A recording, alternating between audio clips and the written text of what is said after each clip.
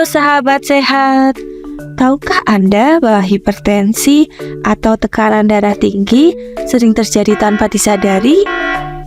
Hipertensi adalah kondisi tekanan darah yang lebih dari 140/90 mm air raksa yang sering terjadi tanpa disadari dan dapat menimbulkan komplikasi serius seperti stroke, penyakit jantung, dan gangguan ginjal.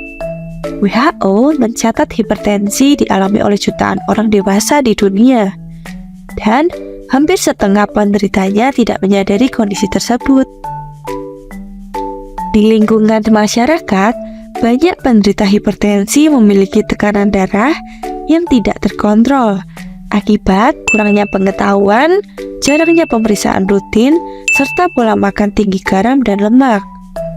Oleh karena itu, di dalam video ini, kita akan memberikan edukasi kesehatan untuk meningkatkan kesadaran dan kemampuan penderita hipertensi dewasa dalam mengendalikan tekanan darah yang melalui pola hidup dan pola makan sehat, serta kepatuhan pengobatan pada penderita hipertensi. Hipertensi bisa dikontrol dengan kebiasaan hidup sehat yang dilakukan secara rutin.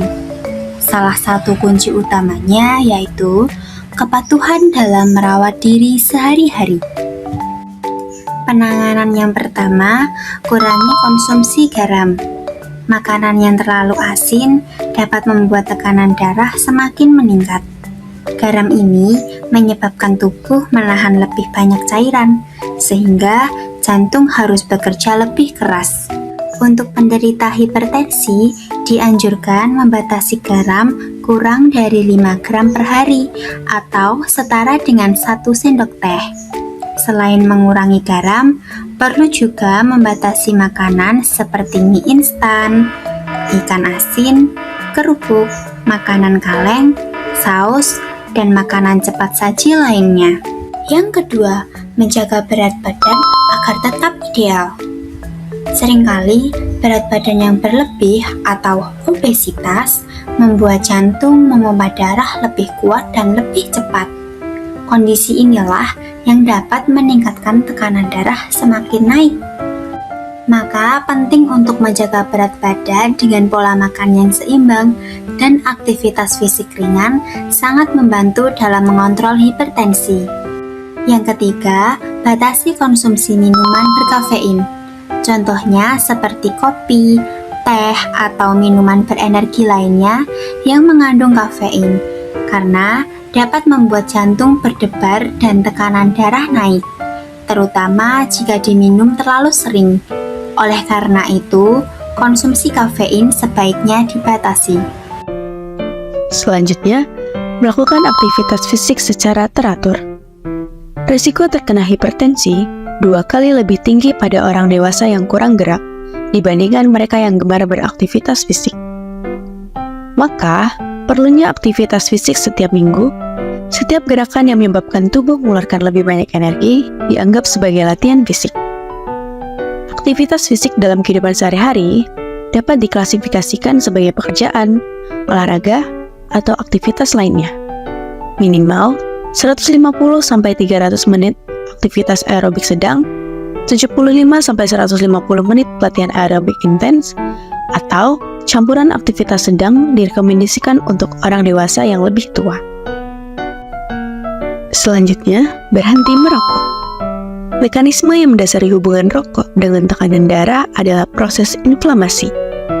Baik pada mantan perokok maupun perokok aktif, terjadi peningkatan jumlah protein C reaktif dan agen-agen inflamasi alami yang dapat mengakibatkan disfungsi endotelium, kerusakan pembuluh darah, dan kekakuan dinding arteri yang berujung pada kenaikan tekanan darah. Sehingga, para penderita hipertensi disarankan untuk berhenti merokok. Lalu yang terakhir, menjaga kedisiplinan dalam mengkonsumsi obat antihipertensi. Kedisiplinan minum obat sesuai dosis dan jadwal yang ditentukan akan membantu menjaga tekanan darah tetap stabil, sehingga dapat mencegah komplikasi seperti stroke, penyakit jantung, dan gagal ginjal, atau komplikasi lainnya. Kenapa kita harus rutin minum obat hipertensi? Obat hipertensi ini perlu diminum setiap hari ya, meskipun badan sudah terasa enak dan tidak pusing, karena minum obat hipertensi ini harus sesuai dengan anjuran dokter, baik jumlah, jenis maupun waktunya. Contohnya obat hipertensi jenis amlodipin 5 mg yang diminum 1 kali sehari pada pagi hari.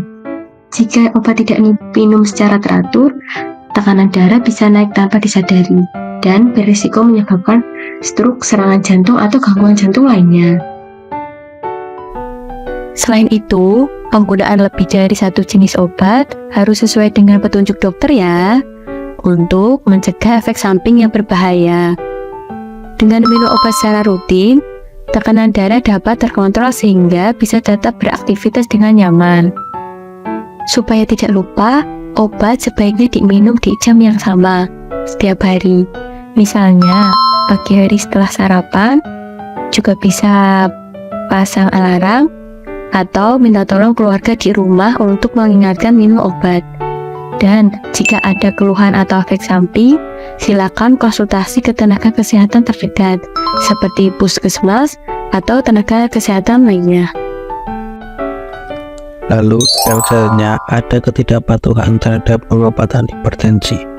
Ketidakpatuhan terhadap pengobatan hipertensi atau yang lebih kita kenal dengan subtotal attention hypertension merupakan kondisi rendahnya kepatuhan penderita terhadap pengobatan hipertensi.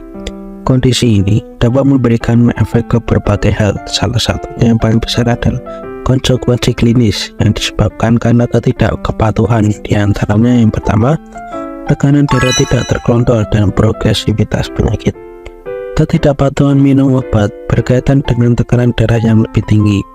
Pasien dengan kepatuhan baik cenderung memiliki tekanan darah yang lebih terkontrol dibandingkan dengan pasien yang tidak patuh. Lalu kondisi kedua ada krisis hipertensi. Rendahnya kepatuhan konsumsi obat antihipertensi merupakan salah satu faktor penyebab terjadinya krisis hipertensi dan kondisi kegawatan daruratan. Lalu untuk kondisi yang ketiga, kekakuan pembuluh darah dan hipertrofi ventrikal kiri.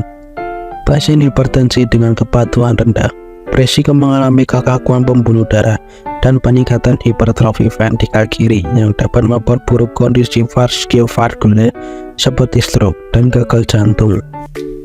Dampak selanjutnya, jika kita tidak rutin mengonsumsi obat tekanan darah, yaitu mikroalbuminuria dan makroalbuminuria. Jika kita tidak rutin mengonsumsi obat tekanan darah, ginjal bisa bocor, sehingga protein dalam tubuh bisa keluar lewat urin. Kondisi ini disebut albuminuria. Lalu, apa sih mikroalbuminuria dan makroalbuminuria? Jadi, mikroalbuminuria adalah kebocoran kecil pada ginjal, sedangkan makroalbuminuria adalah kebocoran yang lebih berat. Ini merupakan tanda awal kerusakan pada ginjal. Lalu ada juga penyakit kardiovaskuler, contohnya seperti stroke dan gagal jantung. Tekanan darah tinggi yang tidak terkontrol karena jarang mengkonsumsi obat membuat jantung dan pembuluh darah bekerja lebih keras. Lama-kelamaan, hal ini bisa menyebabkan serangan jantung, stroke, atau gagal jantung. Selanjutnya, penyakit ginjal kronik. Jika obat hipertensi tidak diminum secara teratur, tekanan darah tetap tinggi dan akan merusak ginjal secara perlahan. Yang terpenting, kepatuhan terhadap obat seperti ACE dan ARB, obat untuk menurunkan tekanan darah dan melindungi ginjal. Obat ini bekerja dengan cara melemaskan pembuluh darah sehingga darah mengalir lebih lancar dan tekanan darah menurun. Jika tekanan darah terkontrol, ginjal tidak akan bekerja terlalu berat, sehingga kerusakan ginjal bisa dicegah dan kerusakan nefron bisa dicegah. Sahabat sehat, yuk rutin minum obat. Dengan minum obat yang teratur, tekanan darah akan terkontrol dan ginjal tetap terlindungi, sehingga dampak-dampak yang berbahaya bisa kita cegah.